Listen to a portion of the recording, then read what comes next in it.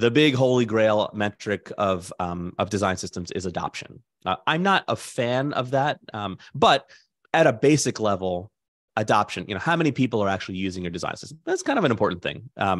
The reason I'm not a fan of it is because most people make that the end goal as opposed to the starting goal. So if you're viewing it as a starting goal, I think that's great. It's a starting point. It's table stakes. We want to get as many people using our design system as possible. That's great. So adoption is a good metric.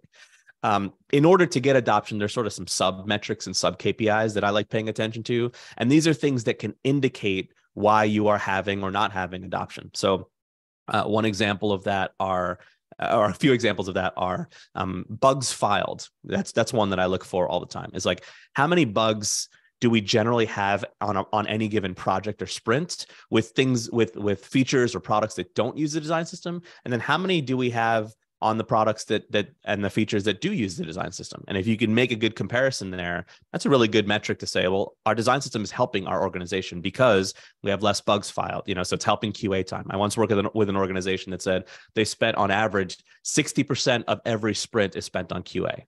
So like they spend more time QAing a thing than actually creating the thing.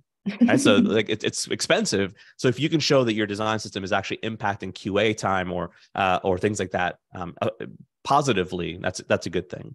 I also look at things like lines of CSS written. If you're talking about design systems and code, how many lines of CSS do we have on projects that are not built on our design system versus projects that are built. So, and you can equate that to time spent also, by a person. So if people are making things custom, they're usually spending more time. If they're using things out of the box, they're usually saving some time, and then you can reallocate that time to something else, something more effective. So those are some basic KPIs, and you can turn those into OKRs or OPIs or whatever tracking system you're using. But those are the general ones that I think apply to any design system, no matter what. And then past that, what I like to do is I like to think about, and I like to encourage teams that I work with to think about things that are really impactful and important to your organization and specifically what your organization does. So an example that I use a lot is Uber.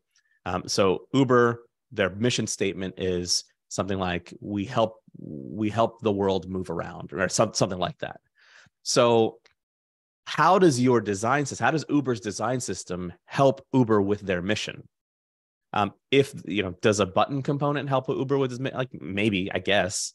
Does a table component? Maybe, I guess. You know what component is actually better to help Uber's mission? The map component.